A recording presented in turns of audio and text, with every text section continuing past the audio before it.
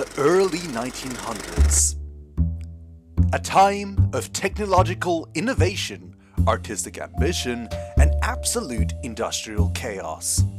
This was not just the birth of cinema as we know it today. This was cinema trying to figure out what it even was. Between 1903 and 1918, film transformed from filmed stage plays and horse experiments into international feature-length spectacles with thousands of extras, moving cameras, and actual lions. Yes, real lions. You know, the big kitty cats that says the horse that accidentally invented cinema. In 1878, long before Hollywood, before studios, before popcorn prices were outrageous, a man named Edward Muybridge was hired for a very serious scientific mission. Hey, Edward? Can you prove whether a horse briefly turns into a floating rectangle while it runs? And Edward said, yeah, why not? And so he did. The theory of this was to answer if all 4 of the horse's legs would leave the ground at the same time at least once while galloping. By doing this, he set up multiple cameras, snapped sequential photographs, and proved that yes, horses do in fact briefly levitate. But in doing so, he accidentally created something bigger. When those images were placed side by side and flipped rapidly, they moved. There was motion. And just like that, motion picture was born. At first, film wasn't about storytelling. It wasn't about spectacle, movement, no plots, no character arcs, character development, no 56 seasons of Sesame Street.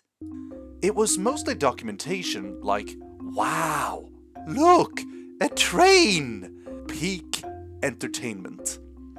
All of those other things would come later. France. Enter Georges Méliès. While others filmed everyday life, Méliès looked at the camera and said, what if we just filmed the theatrical performance? And so he did. He built elaborate sets, used costumes, painted backdrops, and created fantastical short films like A Trip to the Moon. Yes, the one where the moon gets hit in the eye with a rocket. Cinema's first recorded act of interplanetary violence. The camera didn't move, the frame was static. Everything happened as if you were sitting in the audience of a theater. All of this just works. It's not, I'm not kidding. Audiences loved it. For a while, this wide-shot theatrical style dominated French cinema. But it had limitations. Cinema was about to learn that it could do something theater never could. In 1903, Edwin S. Porter released Life of an American Fireman. And he did something strange. He showed a burning building from the inside, then he cut to the outside where firefighters were rushing in. The same event, 2 perspectives. This technique, what we now call cross-cutting or jump cutting, was revolutionary at the time. In theater, you can't instantly teleport the audience from inside a building to outside. In film, you can.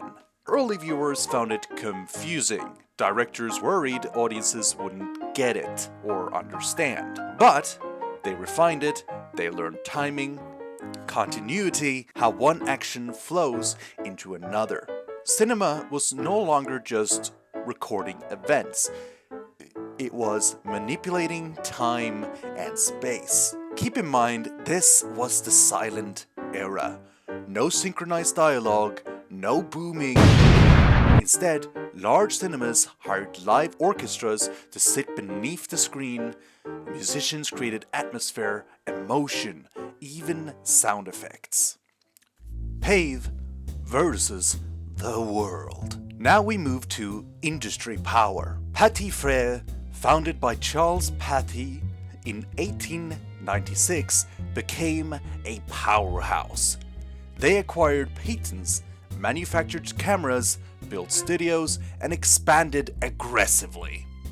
Before 1918, an estimated 60% of films worldwide in the Atlantic were shot using PAVE equipment.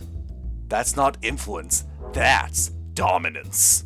PAVE succeeded partly because it operated independently.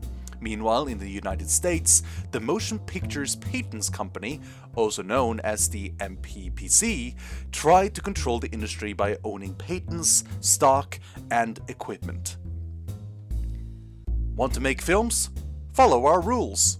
Don't follow them? Lawsuit.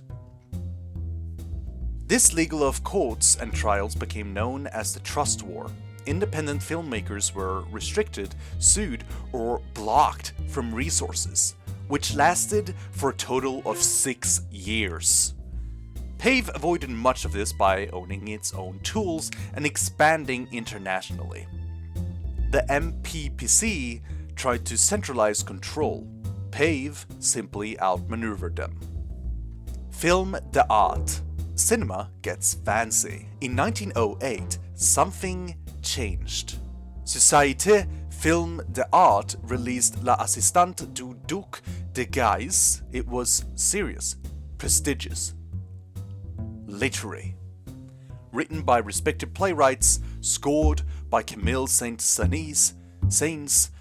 This wasn't a comedic chase or a magic trick. This was culture.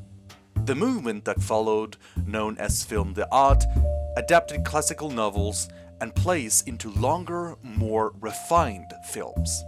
And something important happened. Films got longer, from single reels to 4 reels, from under 15 minutes to nearly an hour. For the first time in the West, the feature-length film became standard. The movement eventually faded, but it proved something crucial. Audiences were ready for serious, sustained storytelling. Producers worldwide took notes. Italy enters with 5,000 extras. If France refined cinema, Italy supersized it. Around 1905 to 1906, the Italian film industry began formalizing with the construction of the Cine studios in Rome, founded by Filetio Alberini. And Italy said, you know what we need? Bigger. Bigger sets, bigger costumes, bigger historic... Like Quo Vadis. Featured 5,000 extras, massive 3-dimensional sets, real chariot races, and real fire. Did I mention lions? Yes, they had lions. It made back 20 times its investment. Then came Cabiria, directed by Giovanni Pastrone, using early tracking shots achieved with improvised dollies and cranes. The camera glided through enormous sets. This technique became known as the Cabrina movement. It influenced directors like David Llewellyn Griffith, who later used similar large-scale techniques in epic American films. Italy briefly became the global leader in spectacle.